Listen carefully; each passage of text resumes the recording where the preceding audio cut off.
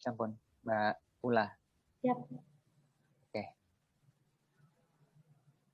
Ya, teman-teman, sebelum dimulai, kita berdoa dulu seperti yang biasa dilakukan di Prodi S2 IKM ketika berkegiatan. Menurut agama dan kepercayaan masing-masing, monggo kita menundukkan kepala sejenak, berdoa terlebih dahulu. Disilahkan.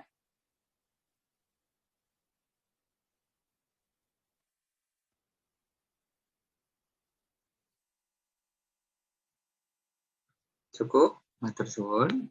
Sebelumnya saya cek dulu, Mbak Ula. Mbak Ula? Ya, Mas. Halo. Suaranya terdengar jelas nggak, Mbak Ula? Dengar, Mas. Jelas ya? Oke. Ya. Baik, untuk ya, Mbak Ula. Halo, Mbak Ula. Halo. Nggak putus-putus ya suaranya ya? Buatan, Mas. Oke, siap. Oke. Baik, teman-teman. Assalamualaikum warahmatullahi wabarakatuh. Selamat pagi, salam sejahtera, Om Swastiastu, Namo Buddhaya, salam kebajikan untuk kita semua. Hari ini saya diberi waktu oleh Kaprodi kita semua, Profesor atau Guru Besar kita semua, Prof. Bisma Murty, untuk menyampaikan mengenai jurnal internasional yang kita punya di S2 IKM UNS. Lalu nanti saya tidak sendiri, di S2 IKM kita ada yang namanya organisasi Ikatan Keluarga Mahasiswa dan Alumni S2 IKM UNS, begitu nanti dengan ketuanya Bapak Joko Triatmojo, Magister Kesehatan Masyarakat. Nah, untuk yang pertama, katanya tak kenal maka tak aruf. Tak sayang katanya begitu. Jadi saya di sini Aris, nanti bisa tanya Mbak Ula. Itu saya di S2 IKM UNS juga, kebetulan sudah berkarir di Stikes Mamba Ulum Surakarta. Mungkin di sini sepertinya ada yang alumni tempat saya, ini ada mahasiswa saya dulu kalau nggak salah, ini ada Mbak Indah. Terus saya juga di managing editor untuk 5 jurnal internasional. Nanti CV-nya bisa Mbak Ula tayangkan. Untuk saya, kalau sehari-hari, kegiatan sehari-hari, saya manajer dari Prof. Bisma Murty juga untuk seluruh kegiatan beliau. Gitu. Oke. Saya langsung ke konten saja, nanti biar tidak terlalu belarah-belarah kemana-mana, karena kita harus hemat waktu. Yang pertama kita akan memperkenalkan, jadi di UNS ini teman-teman semua, saya panggil teman-teman semua aja, teman-teman semua tidak usah khawatir, tidak perlu ragu, tidak perlu risau begitu ya, karena di aturan terbaru, nggak terbaru sih sebenarnya, sejak zaman saya itu di 2018, kita diwajibkan syarat tesis, lulus tesis itu untuk publikasi internasional waktu itu ya. Itu wah bingung, publikasi di kalau yang namanya panjenengan mau publikasi itu satu, waktunya lama, biayanya tinggi, belum proses translate, belum editing, belum olah data dan segala macam. Itu engko lulusnya rampung-rampung, tambah 1 semester lagi yang harusnya panjenengan 4 semester sudah selesai, nanti jadi 5 sampai 6. Nah, itu yang tidak diinginkan Prof waktu itu. Nah, didasari hal itu dengan segala kebaikan yang ada di diri Prof, kebijakan yang ada di beliau, maka didirikanlah 5 jurnal. Nggak nanggung-nanggung, 5 jurnal. 5 jurnal ini sebenarnya cukup, peminatan yang ada di tempat kita kan 4. Sama beliau ditambah 1 lagi. Ada jurnal tentang kedokteran atau medis. Nah, Mbak Ula bisa lanjut slide. Ini dia. Ini jurnal-jurnal. Ini Mbak Ula yang operator ini juga komplitan ini di jurnal. Nanti jenengan semua kalau ada kesulitan apapun, Mbak Ula ini juga mahasiswa semester berapa Mbak Ula? 4. 4 ya, semester 4. Nah, Mbak Ula ini ahli 1 di perjurnalan, review, terus meta analisis, apalah itu ahli semua. Nah, jadi jenengan sebelum Mbak Ula lulus ini saya sarankan untuk kenal lebih dekat. Nanti sudah mulai punya konsep untuk tesis. Ya, jadi mulai punya konsep untuk tesis. Kita diuntungkan di pandemi.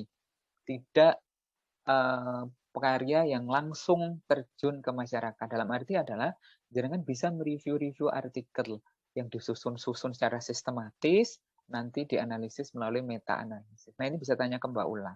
Jadi nanti model publikasinya seperti apa, cara olah datanya seperti apa, terus nanti tesis saya harus seperti apa, dan sudah harus punya bayangan, gambaran, atau judul sesuai peminatan. Nah, untuk memulai dalam membuat judul, nanti yang ahlinya Mbak Ula nih, sebenarnya saya cuma nyampaikan doang ini, cuma mewakili saja, tapi spesifiknya nanti Mbak Ula. Kita punya jurnal di Saya Indonesiakan begitu ya. Nanti link-linknya diberi Mbak Ula di grup ya Mbak Ula ya, share ke teman-teman ya Mbak Ula di grup ya. Yang pertama kita ada jurnal yang peminatannya EPIT. Mana nih? Ini ada jurnal EPIT. Yang peminatannya kebijakan, sudah disediakan jurnal dengan peminatan kebijakan. Manajemen kebijakan yang ketiga, yang peminatan yang paling banyak peminatannya ini biasanya kesehatan ibu anak, juga sudah disiapkan. Yang keempat, peminatan selanjutnya Mas apalagi? Promosi kesehatan juga sudah disediakan. Satu lagi, kalau panjenengan membuat tema yang berhubungan dengan kedokteran, yang berhubungan dengan kesehatan secara umum, kita juga sudah sediakan yang namanya jurnal medicine. Jadi lengkap lima-limanya.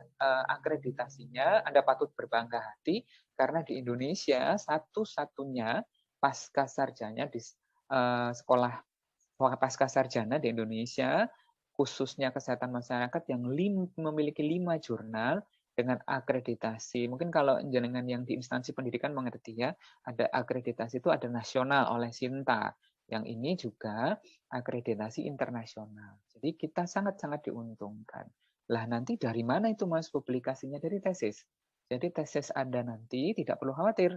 Wah, tesis kok piye ya? Kalau zaman skripsi kan tesis-tesisnya cover-covernya dipublish nih. Kalau sekarang sudah tidak. Jadi nanti paper artikelnya sudah disesuaikan dengan gaya selingkung, sesuai dengan jurnal yang panjenengan tuju. Nanti dibimbing langsung oleh Prof. Bisma, ada Mbak Ika, ada Ula, dan teman-teman. Jadi nanti hasilnya maksimal, hasilnya bagus ketika jenengan akan berkarya di institusi pendidikan, karena S2 kebanyakan nanti jadi dosen atau pemangku kebijakan. Anda semua sudah punya karya yang terpublikasi, yang bisa di-search, baik di Scholar atau agen-agen internasional yang lain dalam hal artikel ilmiah. Itu yang fasilitas pertama selain jurnal. Nah, nanti ada lagi syarat selanjutnya. Untuk bisa lulus tesis, di aturan di UNS itu, UNS karena di kampus kita ini programnya sudah internasional gitu ya. Jadi UNS juga mewajibkan untuk sebagai syarat lulus adalah mengikuti international conference. International conference yang benar-benar internasional dalam arti pelaksanaannya dengan berbahasa Inggris, terus artikelnya berbahasa Inggris, pembicaranya dengan berbahasa Inggris. Dan nanti prasyaratnya adalah oral presentasi. Jadi teman-teman semua nanti presentasi. Lalu saya presentasinya di mana? Tidak perlu khawatir. Di Prodi S2 IKM sudah menyediakan yang namanya International Conference on Public Health. Ini nanti pelaksanaannya kalau biasanya itu setahun 2 kali. Tapi untuk 2021 pandemik ini dilaksanakannya di bulan Oktober. Apa sih Mas ini sebenarnya? Kok harus ada ICPH itu kenapa? Harus ada ICPH kembali. Guru besar kita itu selalu memperhatikan mahasiswanya agar tidak usah jauh-jauh pergi ke Thailand, agar tidak usah jauh-jauh ke Malaysia, agar tidak usah jauh-jauh ke Australia, ke UK, atau ke Amerika misalnya. Yang kita undang adalah pembicaranya untuk datang ke Indonesia.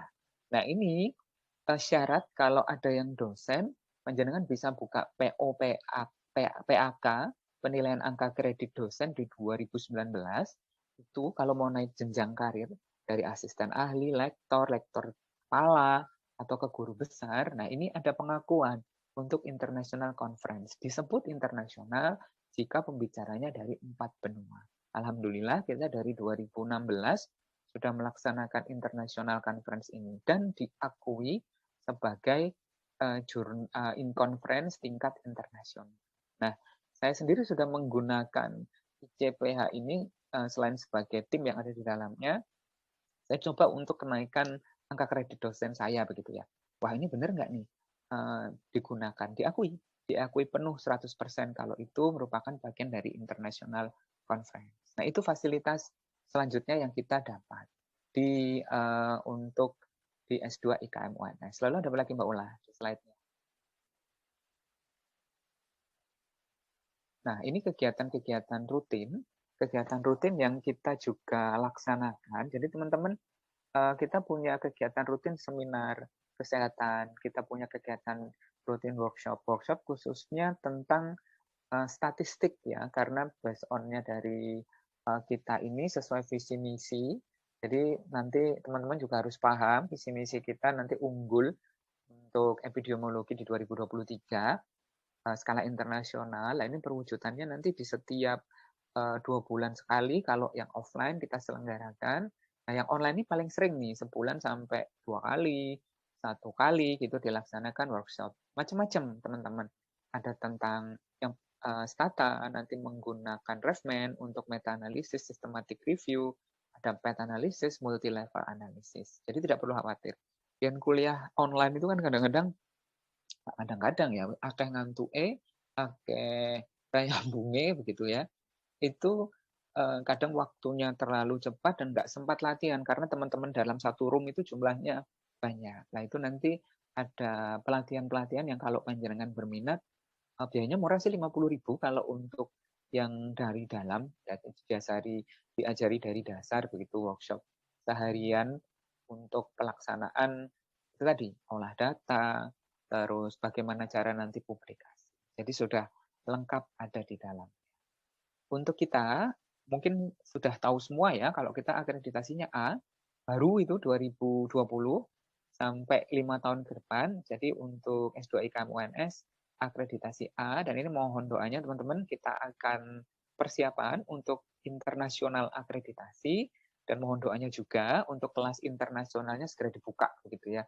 Jadi nanti mahasiswa asing, saat ini juga sudah ada mahasiswa asing, cuma nanti kelas khusus kerjasama dengan institusi atau university yang ada di luar negeri akan segera kita wujudkan.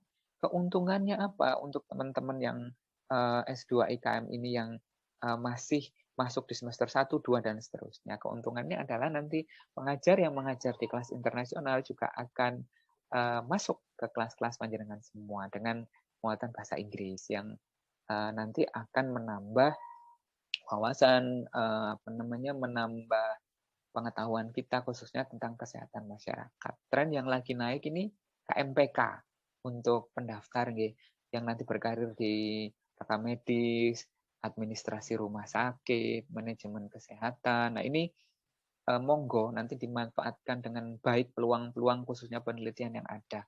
Jadi kuliah di S2 IKM, nilai plusnya adalah Anda ahli nanti tidak hanya di masing-masing peminatan, tapi juga Anda akan ahli atau mahir di riset atau penelitian. Tentu itu kembali ke panjenengan semua.